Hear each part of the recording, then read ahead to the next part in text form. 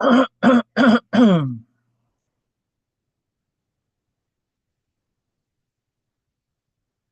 righty now.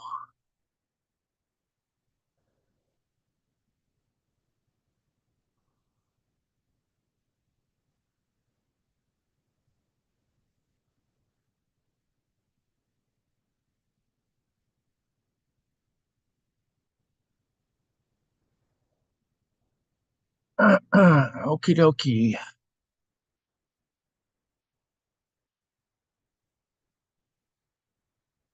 Welcome to Play Marks Groundhog Day, 2 February 2015. Today we're going to look at Chapter 7 of Capital, Volume 1, the Princeton edition 2024, done by the two Pauls. Chapter 7, the rate of surplus value. Noting, of course, that there are different editions and et cetera, et cetera. There is study guide that was done by Harry Cleaver at University of Texas, Austin, and his notes are really good notes. Aside from the different translation that he is working from. The point I want to make is, of course, that his study guide actually makes having to deal with the numbers once noting that Marx did a lot of arithmetic and tried to use the arithmetic to make it things like the manifesto more coherent in terms of talking about problems of ultimately of value and of surplus value. Um, so we've been talking about value in all of these instances, and at some moment, that breakthrough moment, probably in a month or two, I suppose, we'll get back in parallel in this and that information. The weekly 5 o'clock whatever that I do is problems of quote unquote value form. I mean, the name itself has unfortunately become problematic um, in the English language because I think that it's more than that. Uh, it, but it is a language problem, I would assert also. I think the overall issue, of course, is what counts as value in general, and then the more specifically necessary value, the relation between labor power, labor, and exchange value, and then ultimately what is the relation between necessary value, that circuit, and surplus value and profits. Why is it that, for example, the American economy is being manipulated in such a way that profits are going to come from all that chaos that's being currently created. And whether you or I see any part of that is, the ideological question of whether you believe that the success of our quote unquote betters makes us all better or more wealthy, which is not the same thing. So Marx's discussion, which is called under Harry Cleaver's notes, chapter 9, the rate of surplus value, is a discussion on the degree of exploitation of labor power, uh, chapter 7 in the Princeton edition. And so we're going to look at in this reading today, because we could get that. I have yet to find something that will properly AI read the Princeton text, and so you suffer with my reading. But this is the study guide notes, and so surplus value equals the excess of excess of value of product over value of inputs, which is S. The value of inputs is constant capital plus variable capital, constant capital C plus variable capital V equals C plus V. Total value of product equals C prime, C plus V plus bracket C plus V bracket plus S. C prime minus C, do the simple math, equals S. Constant capital equals fixed capital, that is machinery, plant, etc., plus raw materials, C2. Um, but fixed capital gives up only a part of its value, C1, in each period. So constant capital C in a given period equals C1 plus C2. New value created equals V plus S. Reproduction of value of labor power plus A surplus, which is also equal to the necessary labor time plus the surplus labor time. That's what we were talking about here. So new value created equals necessary labor plus surplus labor. And measures of S are S over V, that is the rate of surplus value, the rate of exploitation, and S over C plus V equals the rate of profit. Now, these are important issues because these are hard to calculate. Some people don't like to give away what they make profitably, and in fact, it's often dangerous. But other people just brag about it or pretend that what they do make is what is real. And in many ways, it's not real, given a debit society. So all of those issues will come up in more complicated ways as one gets through capital. So this is Harry Cleaver's commentary. Partly these sections are just setting out some basic definitions that Marx will utilize in the rest of the text. Partly he's explaining some of the implications of the last two chapters where you introduce surplus value, constant capital, and variable capital. And the most interesting thing in this section concerns the difference between the two measures of the rate of extracting a surplus from the workers. The rate of surplus value compares surplus value, surplus labor time with necessary labor time, and measures the surplus in terms of the worker's labor as a whole. It gives an idea about what proportion of the worker's day is given up to the capitalist versus the amount spent on self-reproduction, that is, reproducing the value of labor power. Now, this is very much a worker's view of the issue because what is at issue is the worker's time and its allocation. Clearly, the higher the ratio of S over V, the higher percentage of the worker's day is being appropriated by the capitalist, and the smaller the part the workers are working for themselves. The rate of profit, on the other hand, which measures the surplus labor time against the capitalist's total investment, is a measure primarily of interest to the capitalist insofar as it measures how much they earn in relation to how much they had to invest originally.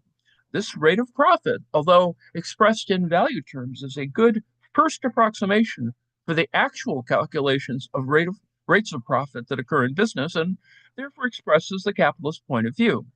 Of course, in actual calculations, business would not only be measuring costs in money terms, but would also take into account things like taxes on profits, from which Marx makes abstraction here. The rate of surplus value is never calculated by the capitalist, nor is it likely that any would ever attempt such a calculation, at least not publicly, for it would draw attention to the time that workers work for the capitalists. Gee, $7.25 minimum wage in the United States. This is, of course, just Marx's purpose. He presents this moment of analysis to clarify what is going on from the workers' point of view, the view that the capitalists would prefer to hide or cover up. Anyway, the other comments are made by Harry Cleaver, but I think hopefully you get that basic idea as we move through the reading. So I'm going to do the reading in our little Zoom meeting here. I've set up a breakout room for folks to have their own discussions in case I get too intolerably boring, which I want to do. So thusly we begin. Chapter 7, the rate of surplus value, the degree to which labor power is exploited.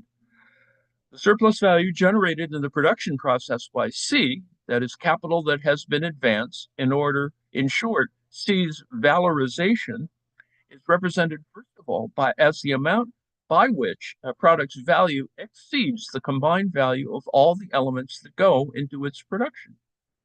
Capital, that is, big C, breaks down into two parts. Small c, a sum of money that is spent on the means of production, and small v, lowercase c. A C is a sum of money that is spent on the means of production, and V is a sum spent on labor power. Lowercase c represents the part of capital's value that is turned into constant capital, while V is in Victor, represents the part that is turned into variable capital. At the beginning of the production process, then, big C, capital C capital, equals lowercase c plus lowercase v. Let's say that the total capital is 500 pounds and it breaks down as 410 pounds constant plus 90 pounds constant, 90 pounds variable. 410 pounds constant plus 90 pounds variable. In the end, the production process yields a commodity whose value is bracket C plus V bracket plus S, where S represents surplus value. Say 410 pounds constant plus 90 pounds variable plus 90 pounds surplus. The original capital, big C, capital C, has been transformed into C prime. 500 pounds has been transformed into 590 pounds. The difference between the two sums is S, the surplus value of 90 pounds. Since the value of the elements of production equals the value of the capital advanced in the production process, it is in fact tautological to say that the amount by which the product's value exceeds the value of its elements of production will equal the amount by which the capital has been valorized. That is, in other words, the amount of surplus value that has been produced. So surplus value is connected to valorizing. But we still need to take a closer look at this tautology. What we are comparing is the product's value and the combined value of the elements consumed when the product is made. As we've seen, the part of the constant capital that goes into the means of labor gives only some of its value to the product and otherwise continues to function in its earlier form of existence. Since the part that continues to function in its old form or its prior form doesn't play a role in forming the product's value, we can disregard it. Nothing would change if we included it in our calculation. Suppose that lowercase c equals 410 pounds and it breaks down as follows. 312 pounds goes into raw materials, 45 pounds into auxiliary materials, and 54 pounds into the wear and tear that machines incur during the production process. Well, the total value of the machines employed amounts to 1,054 pounds. Of that 1,054 pounds, only the 54 pounds the machines lose during the production process and thus give to the product counts as capital that is advanced to create the product's value. If we counted the 1,000 pounds of value that continues to exist in the old form, let's say a steam engine, we would have to include it on both sides of the equation. That is the side of the advanced value and the side of the product's value, or 1,500 pounds and 1,590 pounds, respectively. The difference, i.e., the surplus value, would still be 90 pounds. And so, unless a particular context calls for us to do otherwise, when we speak of the constant capital that is advanced to produce capital, we are referring only to the value of the means of production that are actually consumed in the production process.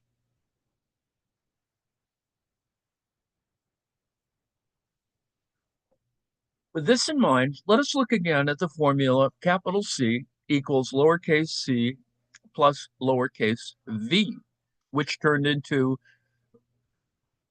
capital C prime equals bracket C plus V bracket plus S with capital C, thereby becoming capital C prime. We know that the value of the constant capital merely reappears in the product. And thus, contrary to what first seems to be the case, the value that is in fact newly created in the production process isn't the same as the value of the product. The newly created value isn't bracket C plus V bracket plus S or 410 pounds constant plus 90 pounds variable plus 90 pounds surplus, but rather V lowercase v plus lowercase s or 90 pounds variable plus 90 pounds surplus. It is, in fact, 100, 180 pounds, not 590 pounds. If the amount of C, that is the constant capital, were zero, if there were a branch of industry where capitalists didn't need to use any means of production produced by labor, whether raw materials or auxiliary materials or instruments of labor, but only materials found ready-made in nature plus labor power, then there would be no constant part of the advanced value to be transferred to the product. This element of the product's value, 410 pounds in our example, would drop out of the equation. If it did, the magnitude of the 180 pounds of new value, 90 pounds of which is surplus value, wouldn't change, just as the magnitude wouldn't change if the magnitude of lowercase c were unimaginably large. We would have capital C, that is uppercase C, equals bracket 0 plus V bracket equals V. And C prime, the valorized capital, equals V plus S, so that C, that is capital C prime minus C prime equals S, as before. Remember the equation we were talking about before. However, if the opposite were the case, and S equals 0, that is, if the labor power advanced as variable capital produced only its own equivalent, then capital C equals lowercase c plus lowercase v, and C, capital C prime, the product's value, equals bracket C plus V bracket plus 0, or C equals capital C equals capital C prime. The capital that was advanced wouldn't have valorized itself. I know that's kind of hard to maintain without reading it directly, but that's kind of trying to do simple stuff here. As we already know, surplus value results from a change in the value of lowercase v, the part of the capital that is turned into labor power. Thus, v plus s equals v plus delta v, that is, v plus the change in v. But the actual change of value that occurs here and the ratio of change to is obscured, since an increase in the variable part of capital causes the total advanced capital to increase. The total capital was 500 pounds. It becomes 590 pounds. So if we want to carry out a pure analysis of this process, we have to fully abstract from the part of the product's value in which constant capital merely reappears. We have to set C, lowercase c, at 0, which simply means applying a rule of mathematics that is used whenever constant and variable magnitudes are related to one another only by the symbols of addition and abstraction. A further difficulty arises from the original form of the variable capital. In our example, uppercase C prime equals 410 pounds constant capital plus 90 pounds variable capital plus 90 pounds surplus value. Because 90 pounds is a given and thus constant magnitude, it seems wrong to treat it as a variable. But here, 90 pounds variable capital is just a symbol for the process that this value undergoes. The part of the capital that is spent on labor power is a definite quantity of objectified labor. In other words, a constant magnitude of value, as is the value of the labor power that the capitalist buys. However, during the labor process itself, Activated labor power replaces the 90 pounds that is advanced. Living labor replaces dead labor. A fluid magnitude replaces a fixed one. A variable magnitude replaces a constant one. The result is that lowercase v is reproduced with an increase of v. Seen from the standpoint of capitalist production, the entire process is the autonomous movement of value that was originally constant and has been transformed into labor power. Both the process and its result work of this value. If the formulations 90 pounds variable capital and 90 pounds self-valorizing value seem contradictory, this is simply because they express a contradiction that is inherent in capitalist production. At first, it seemed strange to set the constant capital to zero, but people do this all the time in everyday life. If someone wants to calculate the profit England has made from the cotton industry, he starts by subtracting the sums England has paid other countries for cotton. That is, the United States, India, Egypt, and so on. He begins by reducing the value that merely reappears in the product's value to zero. The ratio of surplus value to the part of capital that it directly issues from and whose change of value it thus represents is economically very significant. But so is its ratio to the total capital advanced. These ratios will be examined at length in Volume 3. In order for one part of capital to be valorized by being transformed into labor power, another part has to be transformed into means of production. Variable capital can't perform its function, in fact, unless constant capital is advanced in the right proportion, something that depends on the specific technical character of the labor process. But a chemist can need special beakers and other containers to stage a chemical process and still ignore them when he analyzes its results. When we consider the processes of producing and altering value on their own or in a pure way, the physical forms of constant capital, i.e., of the means of production, merely provide the material in which fluid value-creating power becomes fixed. Thus, the nature of that material, whether it is cotton or iron, doesn't matter. The value of the material also doesn't matter. All that is needed is enough material to absorb the amount of labor to be expended during the production process. If a sufficient quantity of material has been provided, its value can rise or fall, but it can also have no value, as with the land and the sea. That is, the land and the ocean. None of this affects the process of creating and altering value. We will therefore begin by setting the constant capital's value to zero.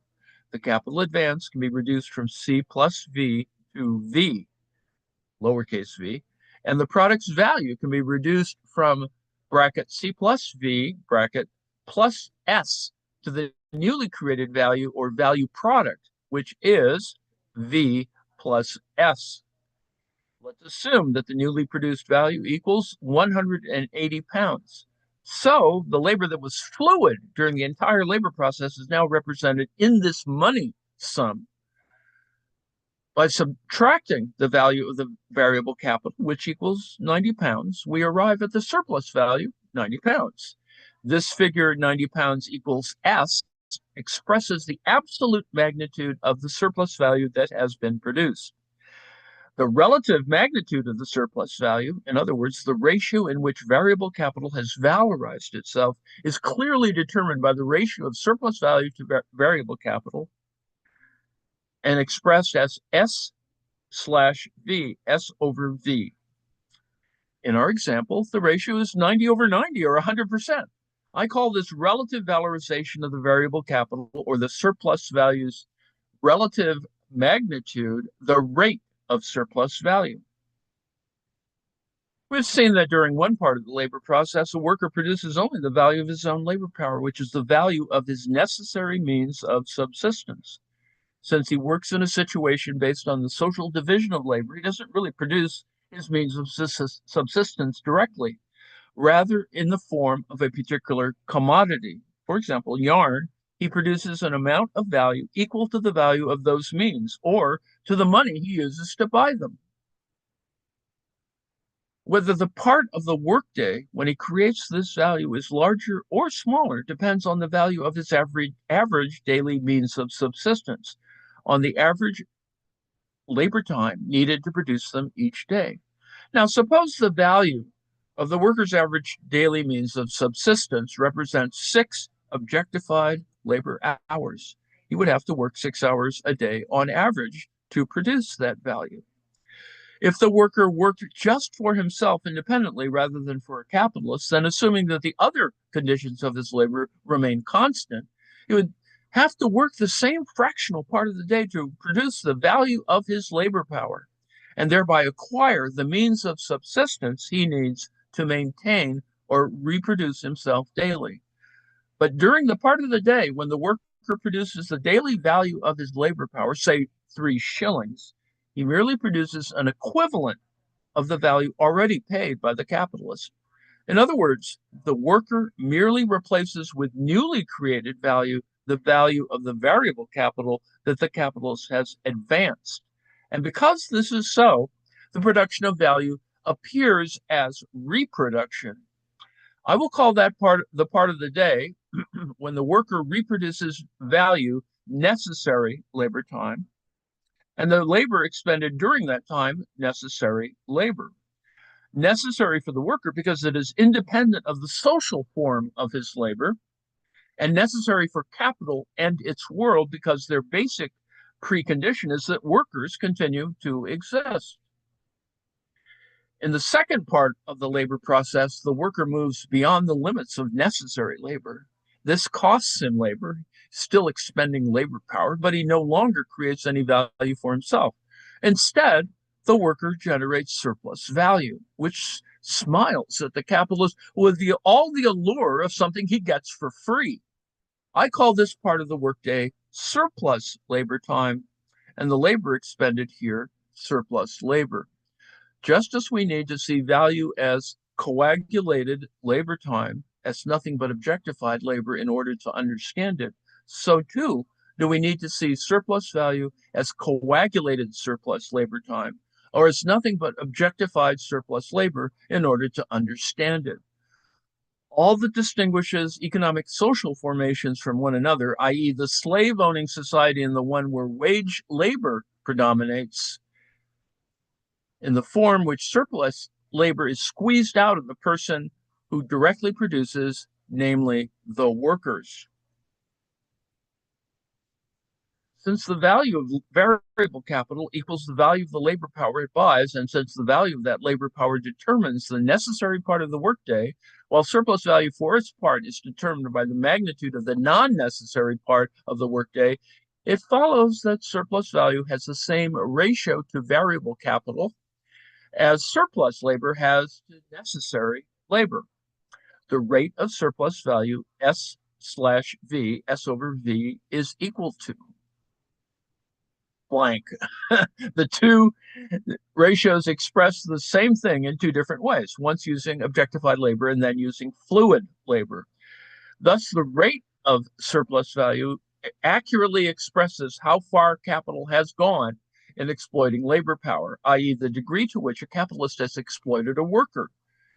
And note 6, we assume that the product's value, that is 400 equals 410 constant pounds, 400 pounds constant plus 90 pounds variable plus 90 pounds surplus, with the amount of capital advanced thus being 500 pounds. Since the surplus value equals 90 pounds and the capital advanced equals 500 pounds, if we calculated the rate of surplus value, which is often confused with the rate of profit, in the standard way, we would arrive at 18%, a rate so low that Mr. Carey, we'll see the reference later, Mr. Carey and the other harmonizers might be pleasantly surprised.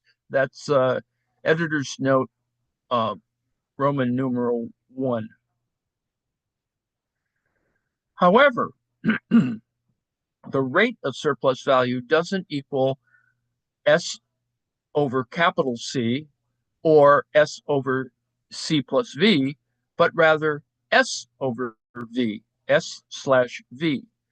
It isn't 90 over 500, but rather 90 over 90, which is equal to 100%, more than 5 times what seems to be the degree of exploitation.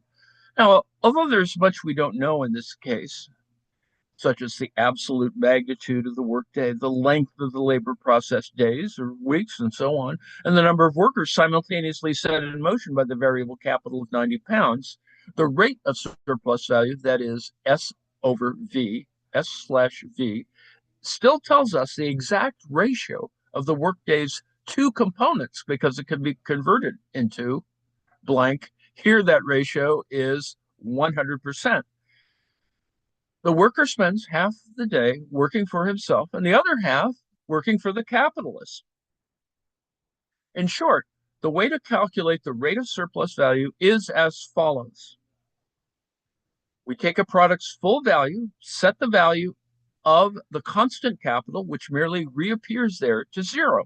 What remains is the new value, the value that is actually created when the commodity is produced. If we know the surplus value, then we subtract it from the total new value to find the variable capital. If we know the variable capital and want to identify the surplus value, we do the reverse.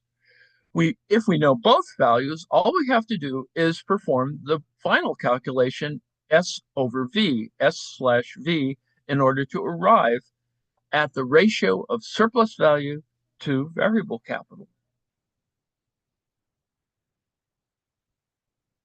As simple as this method may be, it still seems right to give a few examples so that readers can work their way into the unfamiliar mode of viewing that underlies it. Say a spinning mill has 10,000 mule spindles, each of which spins number 32 yarn from American cotton and produces 1 pound of yarn per week. The waste generated amounts to 6%. So each week, 10,600 pounds of cotton are spun into 10,000 pounds of yarn, creating 600 pounds of waste. In April 1871, this cotton cost 7 3/4 pence per pound. Thus, the 10,600 pounds of cotton cost about 342 pounds sterling. The 10,000 spindles cost 1 pound per unit, in other words, 10,000 pounds, which includes both the steam engine and the machinery that prepares the cotton to be spun. The machines wear down at a rate of 10%, or 1,000 pounds sterling per year, losing roughly 20 pounds sterling of value weekly. It costs 300 pounds sterling a year, or 6 pounds a week, to rent the factory building. The 11 tons of coal consumed weekly cost at 8 shillings 6 pence per ton, about 4.5 pounds sterling for 100 horsepower over a 60-hour week, with each horsepower, remember, horsepower is measured slightly differently, requiring 4 pounds of coal per hour and the heating included in this. Gas costs 1 pound sterling per week, oil 4.5 pounds sterling. All the auxiliary materials combined cost 4 pounds per week. In total, 378 pounds is the sum spent for each week on the constant capital. Wages amount to 52 pounds per week. The price of yarn is 12.25 pence per pound, which means that the price of the 10,000 pounds is 510 pounds sterling. The surplus value is therefore 510 pounds minus 430 pounds equals 80 pounds sterling. We now set the constant capital as part of the value, now 378, to zero, since it doesn't contribute any new value. If the value produced each week is 132 pounds, i.e. 52 pounds variable plus 80 pounds surplus, then the rate of surplus value equals 80 over 52. divided by 80 over 52, which equals 153, 11 over 13%. In an average workday of 10 hours, the necessary labor is 3 and 31/33 hours, and the surplus labor equals 6 and 2 over 33 hours. 6 and 2/33 hours. Another example. Jacob provides the following calculation for the year 1850. The price of wheat is 8 shillings per quarter, and an average harvest yields 22 bushels per acre. So each acre brings in, on average, 11 pounds. Because various prices have been adjusted over the years, Jacob's calculation is now badly out of date. Nevertheless, it will suffice for our purposes. And so you can see this here in a table: amount of value produced per acre. Wheat, 1 pound sterling, 6 shillings. Fertilizer, 2 pounds sterling, 10 shillings. Wages, 3 pounds sterling, 10 shillings. Total, 7 pounds sterling, 9 shillings. The first is tithes, rates, and taxes, which are 1 pound sterling, 1 shilling. Rents of 1 pound shilling, 8 shillings. Leaseholders, profits and interest, 1 pound sterling, 2 shillings. And total is 3 pounds sterling, 11 shillings. This is lowercase Roman numeral 2. The surplus value is distributed here under the various headings: profit, interest, tithe, and so on, with it always being assumed that a product's price equals its value. Now, the headings don't concern us. We simply add them together and arrive at a surplus value of 3 pounds 11 shillings. The 3 pound 19 shillings spent on seed and fertilizer is the constant capital, which we set to 0. What remains is the variable capital, the 3 pound 10 shillings that the capitalist advanced for labor power. This is replaced by a newly produced value of 3 pounds 10 shillings plus 3 pounds 11 shillings, thus, or more than 100%. The worker spends more than half his workday producing surplus value, which different people claim a share of using different pretexts. Endnote 8. Section 2, the product's value represented as proportional parts of the product. Let us now come back to the case of the spinner, which illustrates how a capitalist turns money into capital. The spinner's necessary labor amounts to 6 hours, as does his surplus labor. The rate of exploitation is therefore 100%. The product of a 12-hour workday is 20 pounds of yarn worth 30 shillings. No less than 8/10 of the yarn's value, 24 shillings, comes from the used up means of production, whose value merely reappears in the product's value. This part of the yarn's value is made up of constant capital, 20 pounds of cotton worth 20 shillings, and a part of the spindle worth 4 shillings. The remaining 2/10 are new value, 2 over 10 are new value. That is the 6 shillings produced during the spinning process. Of these 6 shillings, half replace the labor power's daily value, that is the variable capital, while the other half represent a surplus value of 3 shillings. The total value of the 20 pounds of yarn is thus constituted as follows. Yarn worth 30 shillings equals 24 shillings constant plus 3 shillings variable plus 3 shillings surplus.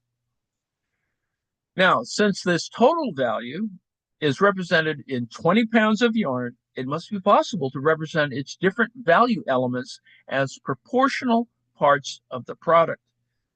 If a yarn value of 30 shillings exists in 20 pounds of yarn, then 8/10 of this value, i.e. the constant part of 24 shillings, exists in 8/10 of the product, or in 16 pounds of yarn. Of these 16 pounds, 13 1/3 represent the value of the raw material, namely the cotton that is spun, that is worth 20 shillings. And 2 2/3 pounds represent the value of the auxiliary materials in the used up part of the means of labor, that is, the 4 shillings worth of spindle. Thus, 13 and a third, 13 and 1/3 pounds of yarn can represent all the cotton that was spun into 20 pounds of yarn. In other words, all the material in the total product. But if they do represent that, they can't represent anything else. Well, there are only 13 and a third pounds of cotton with a value of 13 and a third shillings and 13 and a third pounds of yarn. The additional value of 6 2/3 shillings constitutes an equivalent of the other 6 2/3 pounds of cotton that are spun into the 20 pounds of total product. It is as though all the cotton were torn out of 20 pounds of yarn and stuffed into 13 and a third pounds of it. But now these 13 and a third pounds of yarn contain not even an atom of the value transferred from the used up auxiliary materials and the means of labor, nor do they contain any of the new value created in the actual spinning process. In just the same way, another 2 2/3 pounds of yarn, which contain the rest of the constant capital, 4 shillings, represent nothing but the value of the used up auxiliary materials and means of labor in the total product, that is, 20 pounds of yarn. When viewed as a physical use value, or as 16 pounds of yarn, 8/10 of the product are as much the creation of spinning as the other parts of the product, but in the present context, they don't contain any spinning. They absorb none of the labor performed during the actual spinning process.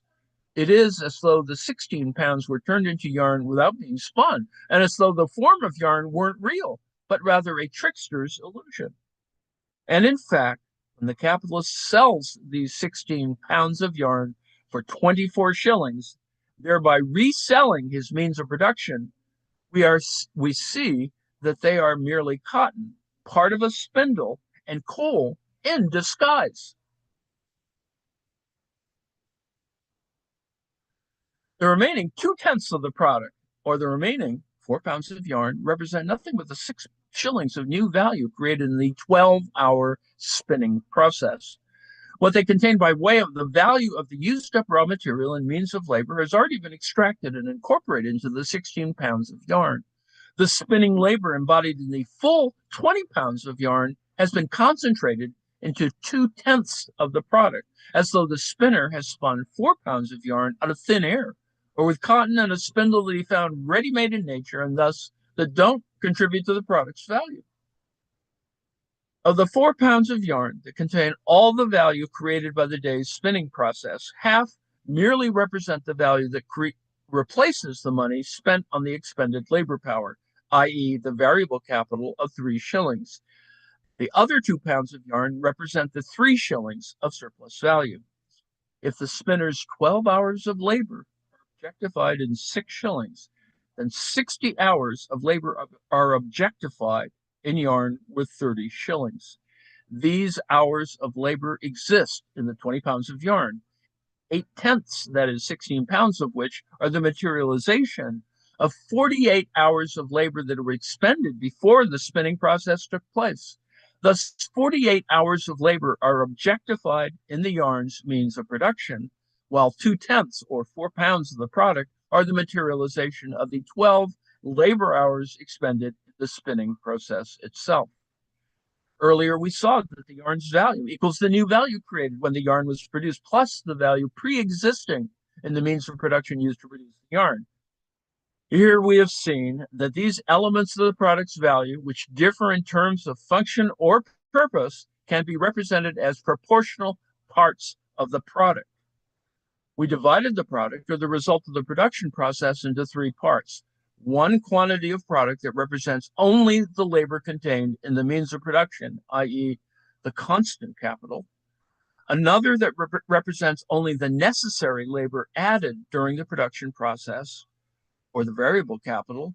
And finally, a third that represents only the surplus labor or surplus value added to the product in the same process. This act of division is as important as it is simple, as will become clear when we bring it to bear on complex problems that have remained unsolved. We've been viewing the total product as the completed product of a 12-hour workday, but we can also accompany the product through its process of production and still represent the partial products as a series of functionally different parts of the total product. In 12 hours, the spinner produces 20 pounds of yarn. Therefore, he produces 1 2/3 pounds in 1 hour and 13 2/3 pounds in 8 hours, a partial product that equals the value of the cotton spun during the whole day. The partial product of the next hour and 36 minutes, that is, equals 2 2/3 pounds of yarn, which represent the value of the means of production that are consumed during the 12 hours when the yarn is spun. Similarly, in the 1 hour and 12 minutes after that, the spinner produces 2 pounds of yarn that are worth 3 shillings, an amount of the product's value equal to the value that the spinner produces during his 6 hours of necessary labor. And in the last hour and 12 minutes, he produces another 2 pounds of yarn, whose value equals the surplus value that his half day of surplus labor generates. English manufacturers make use of this kind of calculation all the time. They say that during the first 8 hours or 2/3 of the workday, they get back the value of their cotton and so on. Their formula is correct, as we've seen. It is, in fact, the formula we just employed, only here a spatial way of thinking in which the finished parts of the product are side by side has been translated into a temporal one in which the parts are produced in a sequence. But the formula can also go with the crudest notions, especially in the minds of people whose practical interest in the process of valorization is as great as their motivation for misunderstanding it theoretically. For example, a person might imagine that our spinner produces or replaces the value of the cotton during the first 8 hours of his workday, the value of the wear and tear that the means of labor incur during the next 1 hour and 36 minutes, and the value of his own wages during the 1 hour and 12 minutes after that, which would mean that he devotes himself to the production of surplus value for the manufacturer only during the day's famous last hour. The spinner is tasked with making a double miracle happen. He is supposed to produce all the things that he spins with, that is, the cotton, the spindle, the steam engine, the coal, and the oil, even as he spins with them.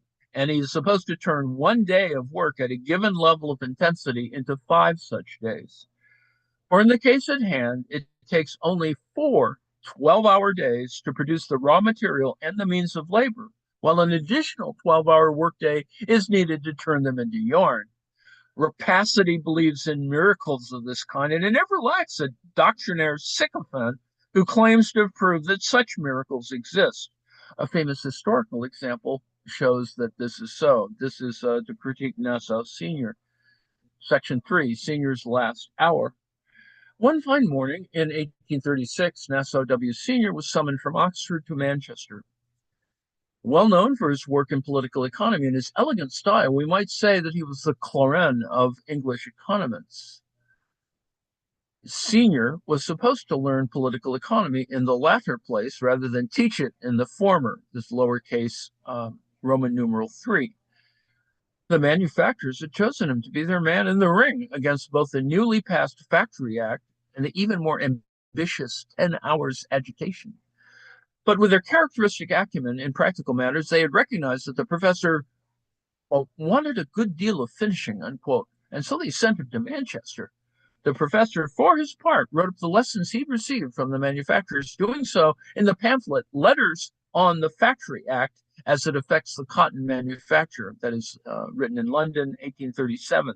Among other things, he offered his readers this edifying nugget.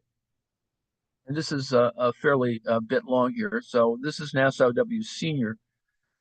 Under the present law, no mill in which persons under 18 years of age are employed can be worked more than 11.5 hours a day. That is 12 hours for 5 days in the week and 9 on Saturday. Now, the following analysis will show that in a mill so worked, the whole net profit is derived from the last hour. I will suppose that a manufacturer to invest 100,000 pounds sterling is 80,000 pounds in his mill and machinery and 20,000 pounds in raw material and wages. The annual return of that mill, supposing that the capital be turned once a year and gross profits to be 15%, ought to be goods worth 115,000 pounds sterling. Of this, 115,000 pounds each of the 23 half hour, so if work produces 5 over 115 or 1 over 23. Of these 23 over 23, constituting the whole 115,000 pounds sterling, 20 over 23, that is to say, 1,000 pounds out of this 115,000 pounds, simply replace the capital 1 over 23 or 5,000 out of the 5,000 pound gross profit makes up for the deterioration of the mill and machinery. Lowercase Roman numeral 4. The remaining 2 over 23, that is the last 2 of the 23 half hours of each day, produce the net profit of 10%. If therefore prices remaining the same, the factory could be kept at work 13 hours instead of 11 and a half hours by an addition of another 2,600 pounds to circulating capital, the net profit will be more than double. On the other hand, if the hours of working were reduced by 1 hour per day, that is, prices remaining the same, net profit would be destroyed. If they were reduced by 1.5 hours, 1.5 or 1.5 hours, even gross profit would be destroyed. Unquote. Back to Marx. And the professor calls that an analysis? If he thought the manufacturers were right to complain that workers waste the best part of the day producing and thus reproducing or replacing the value of the machinery, buildings, cotton, coal, and so on, he wouldn't have needed to carry out his own investigation. He could have replied, gentlemen, if you have your workers work for 10 hours instead of 11 and a half, then assuming all the other conditions remain the same, your workers would reduce the time that they spend each day consuming the cotton, the machinery, and so on by 90 minutes.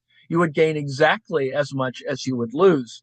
From now on, your workers would waste less time, 90 minutes less, reproducing or replacing the value of the capital you advanced. However, if the professor didn't think the manufacturers were right, but rather decided that he, the expert, should analyze the situation for himself, then in order to answer a question that turns on the relation between net profit and the length of the workday, he would have to ask the manufacturers for help. Instead of lumping together into one messy heap machinery and factory buildings and raw material and labor, would they kind of record in one column the constant capital that goes into the means of production, and in another, the capital advanced as wages? If it turned out, according to the manufacturer's calculation, a worker replaced his day's wages in 2 over 2 hours, i.e., in 1 hour of labor, the professor would have to continue as follows. And this is Nassau Senior, quoting from Nassau Senior. The figures you provided tell us that a worker produces his wages in the penultimate hour of labor, and that he produces surplus value, or your net profit, in the last hour. But let's take a closer look. Since the worker produces equal amounts of value in equal periods of time, he must produce the same amount of value in the penultimate hour as in the last one. Furthermore, he produces value only when he works, and the quantity of labor he expends is measured in terms of his labor time, which amounts to 11 and a half hours per day according to your figures. He uses one part of these 11 and a half hours to produce or replace his wages. The other he uses to produce your net profit. He does this and nothing else during the workday. Now, since, as you say, the value of his wages equals the surplus value he generates, it is clear that he spends the first 5 3/4 hours of the day producing his wages, and the second half of the day producing your net profit. And since the value of the yarn that he produces in 2 hours equals the combined value of his wages and your net profit, the yarn's value has to be measured in terms of 11 and a half hours of labor, half of which measures the value of the yarn produced in the penultimate hour of labor, while the other half measures the value of the yarn produced in the very last one. We have arrived at the tricky part. Watch out. Penultimate hour of labor is an ordinary hour of labor, just as the first hour is. Ni plus ni moins.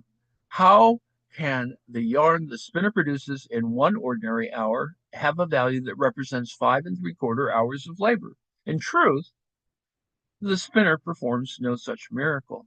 The use value he produces in 1 hour of labor is a definite quantity of yarn. The value of this yarn amounts to 5 3/4 hours of labor, to which he contributes only 1 hour. The other 4 3/4 hours were expended independently of him. They are embedded in the means of production that are consumed each hour, cotton, machinery, and so on. His wages are produced in 5 3/4 hours, and the yarn produced in 1 hour of spinning also contains 5 3/4 hours of labor. There isn't any kind of witch's spell then behind the fact that the value product of his 5 3/4 hours of spinning is equal to the product value spun in 1 hour. So you have it all wrong if you think that a worker wastes even a fraction of a second reproducing or replacing the value of the cotton, the machinery, etc. When his labor turns cotton and spindle into yarn, in other words, when he is working, the value of the cotton and the spindle migrates on its own to the new product. This occurs due to the quality of his labor, not its quantity.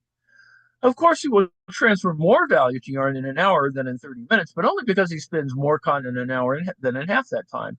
You should now see that when you say the worker produces the value of his wages in the penultimate hour, enter net profit in the last hour, all you're really saying is that 11 and a half hours of labor, or as many hours as their whole workday, are embodied in the product of 2 hours of the worker's labor, whereas those hours are the day's first hours or its last. And when I say that he produces his wages in the first 5 3/4 hours of the day and your net profit in the other 5 3/4 hours, all I'm really saying is that you pay him for the first half of the day, but not for the second half. This is how you talk, by the way. I would speak of paying for labor power rather than payment for labor.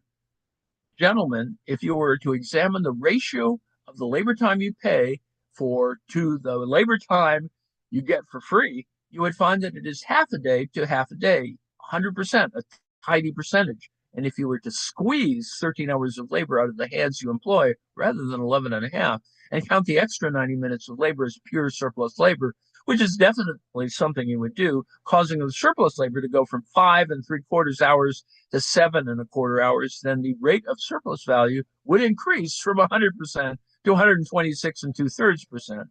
You are therefore being wildly optimistic if you think that the rate of surplus value will rise to 200% and beyond, and it will more than double because 90 minutes have been added to the workday.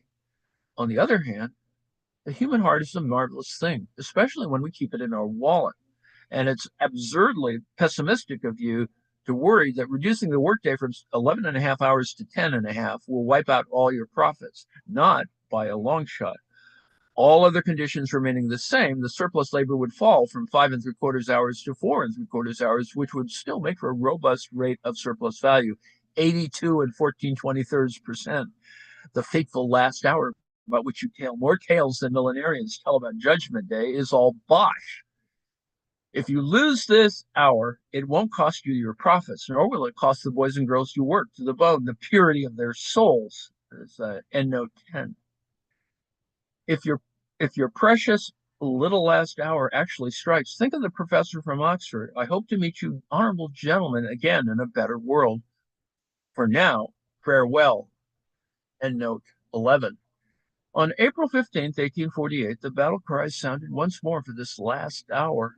Senior discovered in 1836, this time in a polemic against the 10 Hours Bill that was written by James Wilson, one of the leading Mandarin economists, and published in the London Economist.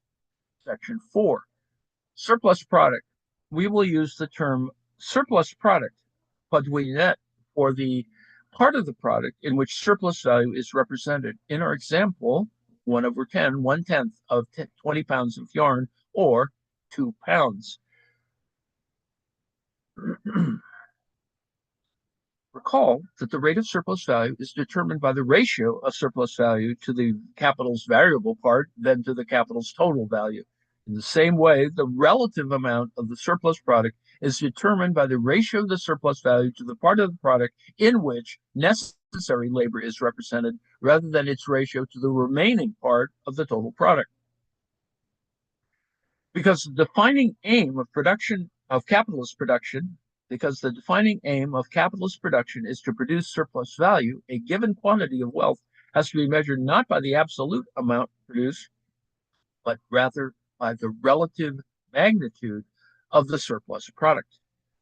Necessary labor and surplus labor taken together, in other words, the periods of time during which a worker produces both the replacement value of his labor power and surplus value, constitute the absolute magnitude of his labor time or the working day.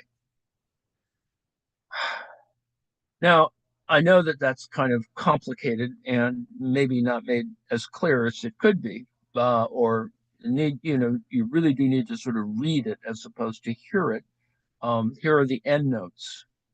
Number one, if we reckon the value of the fixed capital employed as part of the advances, we must reckon the remaining value of such capital at the end of the year as part of the annual returns. A quote from Malthus in 1836. Number two, end note two, note added to the second edition. What Lucretius says is self-evident. Ni posse creare de nihilo. Nothing comes from nothing. Value is created when labor power is turned into labor. For its part, labor power is above all natural material that has been converted into a human organism. And note three, the English employ the terms rate of profit and rate of interest to express this ratio. In volume 3 of the present work, we'll see that the rate of profit is easy to grasp once one understands the laws of surplus value. But if we were to proceed the other way around, we would comprehend ni l'un ni l'autre, of one, none than the other. Up to now, this work is, end note 4, up to now, this work has used the term necessary labor time to denote the socially necessary labor time that goes into producing any given commodity. From now on, however, we will use it to denote the labor time needed to produce one particular commodity, that is, labor power. Using one and the same technical term in different ways is, of course, unfortunate. On the other hand, there's no field of scholarship in which it can be avoided entirely. See, for example, the higher and lower branches of mathematics. And note 5, displaying a brilliance that it evokes Gottsched's Hervelium Thucydides, Roscher discovered that if the creation of surplus value or surplus product and the accumulation that goes with it are attributed nowadays to the thrift of the capitalist who demands interest in return, things are very different in the least advanced stages of culture, with a strong force the weak to exhibit thrift. Thrift with respect to labor or with respect to the surplus products that didn't exist. In addition to actual ignorance, it is an apologetic fear, a fear of the subversive results of the careful analysis of value and surplus value might yield that compels Rusher, and his ilk to contort the capitalist more or less plausible justifications for his appropriation of existing surplus value into explanations of how surplus value came into being. Editor's note, Johann Christian Gottsched, 1700 to 1766, enjoyed considerable prominence as a person of letters in 18th century Germany. Known for being well connected and helping to import Enlightenment ideas from France, he wrote without much pithiness or wit and wasn't regarded as a brilliant mind. Wilhelm Roscher, 1817 to 1894, founded the historical school of his political economy in Germany and thus invoked for himself the title of the Thucydides of that discipline. And note 6, note added to the second edition, although the rate of surplus value accurately expresses the degree to which labor power is exploited, it doesn't tell us the absolute magnitude of the exploitation. For example, if the necessary labor equals 5 hours and the surplus labor equals 5 hours, the degree of exploitation stands at 100%. Here, the magnitude of exploitation is measured by 5 hours. If the necessary labor equals 6 hours and the surplus labor equals 6 hours, the 100% rate of exploitation remains unchanged, but the magnitude of exploitation has grown by 20% from 5 hours to 6. And note 7, note added to the second edition. The example offered in the first edition of this book, namely of a spinning mill for the year 1860, contained some factual errors. The data given here, which a Manchester manufacturer supplied me with, are quite correct. We should note that in England, the old horsepower of an engine was calculated using the diameter of its cylinders. The new horsepower is taken from a meter that measures the actual power of the machinery. And note 8, Calculations presented here are meant merely to serve as illustrations. We are assuming that price equals value. In volume 3, we will see that it is impossible to make such an assumption in this simple way, not even when we're dealing with average prices. And note 9, Nassau Senior. We won't get into the curiosa that aren't directly relevant here, such as the claim that manufacturers treat the amount required to cover the machinery's wear and tear, that is, to replace a part of the capital as part of their profit, whether gross or rent, dirty or pure. Nor will we discuss whether or not Senior's figures are correct. In a letter to Mr. Senior, etc., 1837, Leonard Horner shows that they are as worthless as Senior's so-called analysis. Horner was one of the factory inquiry commissioners in 1833. He was an inspector, in fact, censor of factories until 1859. And what he achieved for England's working class is unforgettable. In addition to waging a lifelong battle against the aggrieved manufacturers, he fought against the cabinet, whose members cared more about the number of votes they received in the House of Commons than in the number of hours hands had to work in the factories. An addendum to this note: not only is Senior's content faulty, he presents it in a confused way. What he actually meant to say is that the manufacturer employs his worker for 11 and a half hours or 23/2 hours a day, and the worker's total annual labor is 11 and a half multiplied by the number of workdays in the year. Presupposing this, the 23 half hours of daily labor produce a total yearly product of 150 pounds sterling. Each half hour of labor produces 1/23 times 150,000 pounds. 20 half hours of labor produce 20/23 times 115,000 pounds equals 100,000 pounds sterling. That is, they merely replace the capital that was advanced. What remains are 3 hours of labor that produce 3/23 times 150,000 pounds, or 15,000 pounds sterling, which represents the gross profit. Of these 3 half hours of labor, one produces 1/23 times 150,000 pounds equals 5,000 pounds sterling. It produces value equal to that, to the wear and tear that the factory and the machines incur. The last 2 half hours of labor, in other words, the last hour, produced 2/23 times 115,000 pounds equals 10,000 pounds, which is a net profit. In his text, Senior turns the last 2/23, 2/23 of the product, into parts of the workday itself. Huh. And note 10. If Senior proved that the net profit of manufacturers, the very existence of the English cotton industry, and England's position of power in the world market all depend on the last hour of work, Dr. Daniel Ure, or Ure, or Ura, I guess Ure,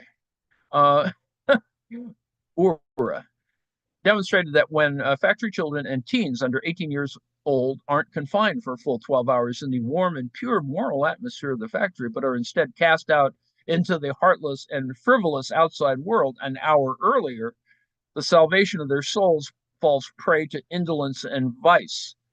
Since 1848, the factory inspectors have been mocking the manufacturer's fatal last hour. The inspectors have done this in their semi-annual reports, where they have shown no signs of letting up. Thus, Mr. Howell writes in a report dated May 31, 1855, had the following ingenious calculation. He quotes Senior had been correct. Every cotton mill in the United Kingdom would have been working at a loss since the year 1850. This is reports of the inspector of factories for the half year ending April 1855.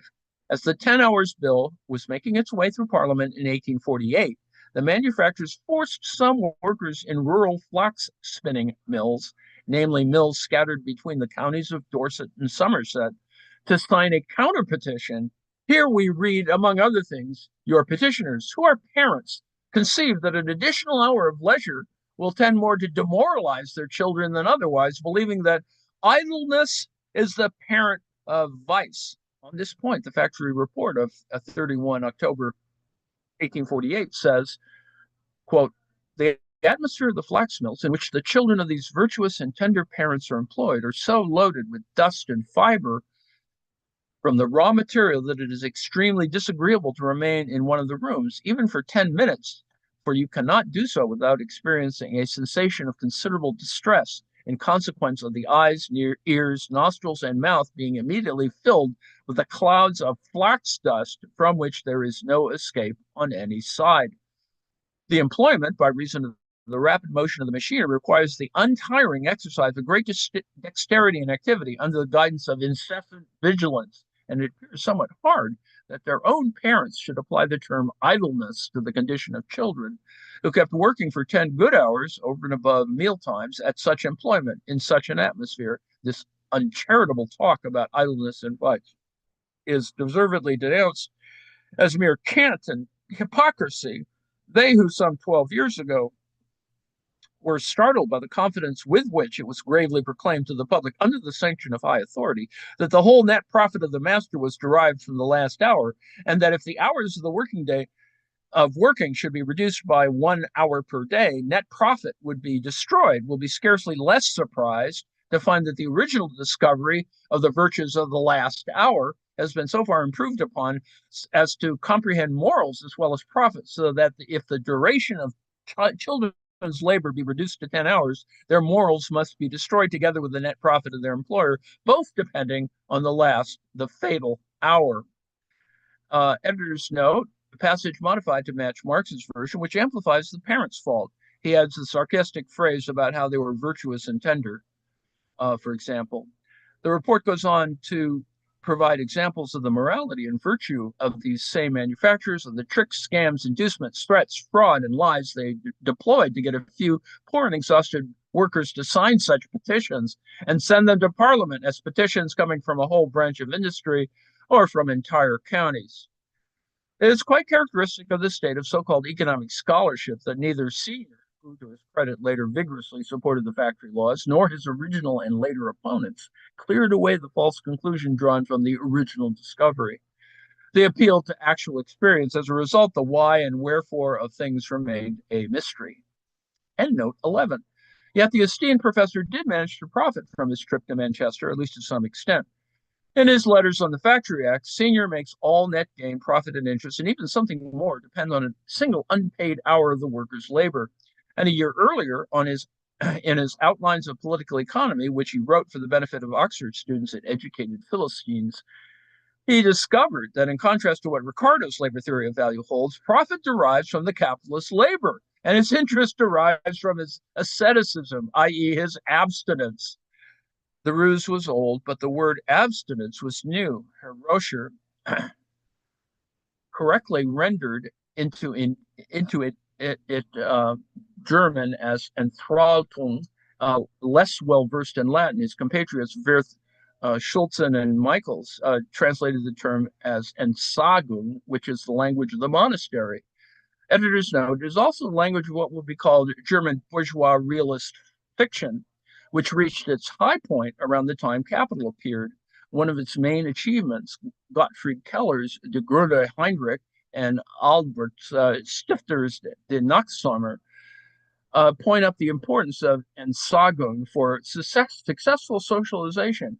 Marx doesn't consistently act on his etymological point and often uses Entsagung as a synonym for the term abstinence. Hence, in this translation, Entsagung is rendered as abstinence in some places and as renunciation in others. And note 12, to an individual with a capital of 20,000 pounds sterling, whose profits were 2,000 per annum, it would be a matter quite indifferent whether his capital would employ 100 or 1,000 men, whether the commodity produced sold for 10,000 pounds or for 20,000 pounds, provided in all cases his profits were not diminished below 2,000 pounds. Is not the real interest of the nation similar? Provided its real net income, its rents and profits be the same, it is of no importance whether the nation consists of 10 or of 20 millions of inhabitants. Long before Ricardo, Arthur Young, a surplus product fanatic, and in addition, a windy, naive writer whose reputation was inversely proportional to his merits, wrote, "Of what use in a modern kingdom would be a whole province thus divided in the old Roman way by small, independent peasants, however well cultivated, except for the mere purpose of breeding men, which singly taken is a most useless purpose." 1774. What is remarkable is the strong inclination to represent net wealth as beneficial to the laboring class, although it's evidently not on account of being net. The editor, editor's notes, lowercase for chapter 7, the rate of surplus value, lowercase 1, Roman numeral 1. Marx refers several times in volume 1 to Henry Charles Carey, an American social scientist and publisher who, like Marx, wrote for the New York Tribune. Carey, whom Marx called in a letter the American national economist, was known for, among other things, his major work in 4 parts, Principles of Political Economy, published between 1837 and 1840. In those volumes, he developed a theory of value in which value derives from production costs. Eventually and controversially, he became an advocate for protectionism, arguing that only a collective effort such as that of an entire nation can lead to increases in overall value. Marx carried out hidden warfare against Carey in his own Tribune articles to expose the contradiction he saw in Carey's position. In the name of anti-industrial socialism, Carey provided the arguments for a state that existed solely to support and expand industry. For Marx, the chief harmonizers were Carey and the French economist Frédéric Bastiat. Carey and Bastiat wrote books that explicitly make the case for economic harmony. The Harmony of Interests, 1851, and Harmonies économiques, 1851, respectively. In the Grundrisse, Marx claims that although Bastiat advocated for free trade and Carey for protectionism, and even though both thinkers saw a lot of disharmony in bourgeois economies, they believed that such economies were essentially harmonious. One just had to manage them the right way. According to Marx, this is how Carey and Bastiat tried to push back against socialists who drew on classical political economies, theorizing about the essential antagonisms in bourgeois economies. Roman lowercase number 2. Marx is citing from William Jacobs a letter to Samuel Whitbread being a sequel to Considerations on the Protection Required by British Agriculture, London, 1815. Lowercase Roman numeral 3. Nassau W. Sr. was an English property lawyer and later a professor of political economy and a government advisor, as well as one of Marx's favorite targets. Sr. was committed to a utilitarian understanding of consumption and production and a belief in human progress. According to Sr., simple supply and demand were the cause of value creation, and productivity would increase infinitely through technology. Aside from the view that profits are created in the last hour, Sr. was known for the abstinence theory of interest that Marx derides in chapter 22 of Capital. Wealth is only created by labor, Sr. argued, when capitalists abstain from spending their money on consumption and instead, abjuring immediate enjoyment, put it to work. Karl Gottlieb Samuel Kuhn, a Prussian civil servant, published novels and short stories under the pseudonym Heinrich Claren. His works achieved popular success, but his sentimental style elicited scorn in his own day and afterwards. Lowercase Roman numeral 4.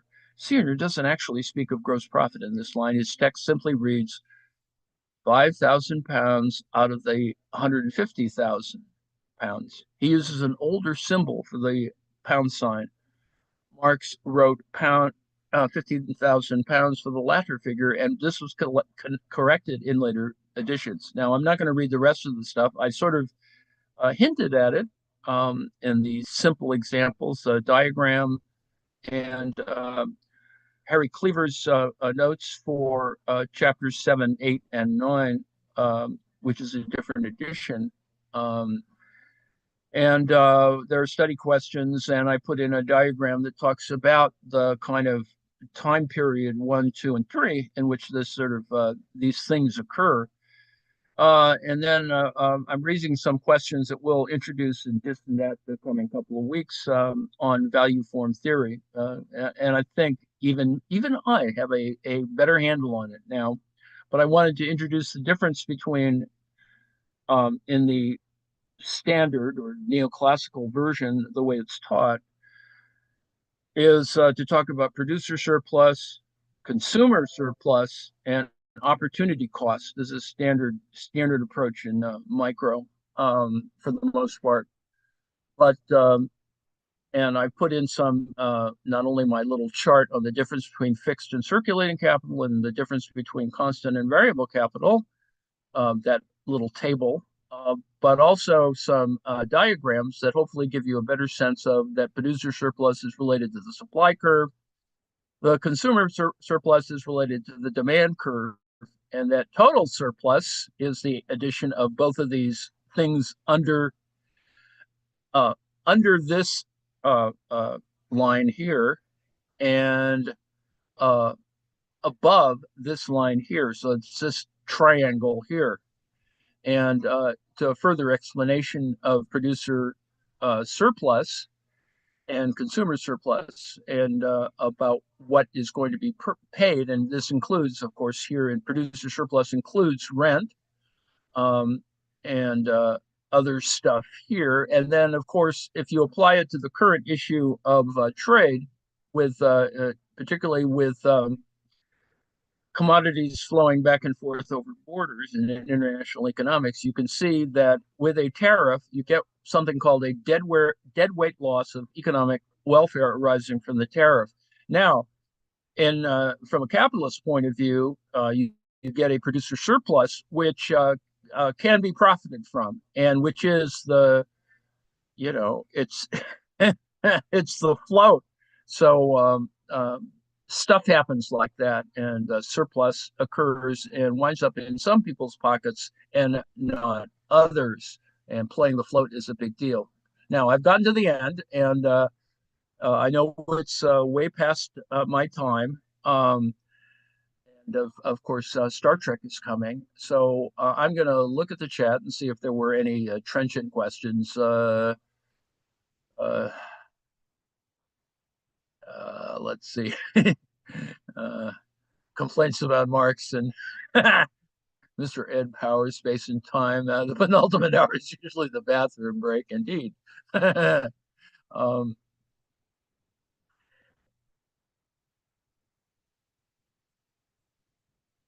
yes, it is less. I agree with you, Nancy. It is less disturbing than hearing about political reality, but I did bring it back to home at the end, finally, to explain that what's happening by getting into a tariff war, we essentially increase the amount of deadweight economic welfare, uh, and this, you know, import tariffs increase the market price and therefore increase domestic producer revenue, see profit, a gain in producer surplus, right? There's increased revenue, but it's pared away, for other reasons. But the cost shifting of that increased cost, of course, winds up in the price of your goods, of things you buy. So it's just in the math. This is just how the numbers work, and it's simple, relatively simple arithmetic that Marx is ultimately still referring to. He just doesn't quite refer to it in that way because it's the damn 19th century. Um, but the logic holds pretty much the same way. It all is still math, even though Marx is working with arithmetic rather than, as we now know, there's a lot of calculus and other things going on in the current version. Okay, so I got to the end of that. I drove away some people. Some people have arrived because Star Trek's coming. You're going to get to Star Trek. I did create a breakout room so people can have their own conversations without me yammering. So I will stop because some folks are indisposed, and so I will now shut off the damn live stream so we can start swearing again.